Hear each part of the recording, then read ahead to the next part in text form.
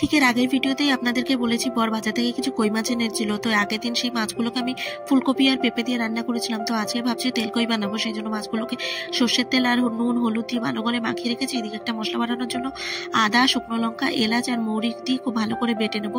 আর এদিকে মাছগুলোকেও আমি খুব ভালো করে ভেজে নেবো, খুব কড়া করে ভাজবো না, একটু আলতো ভাবেই ভাজবো।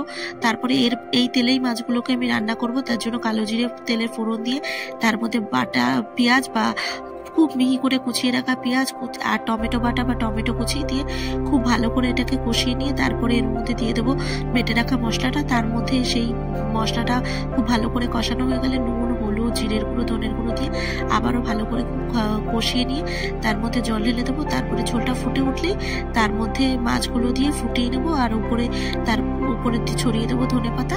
তাহলে আজকে তেল কই রেসিপি একদম রেডি। যদি আমার ভিডিওগুলো আপনাদের ভালো থাকে অবশ্যই চ্যানেলটা সাবস্ক্রাইব করবেন, লাইক করবেন।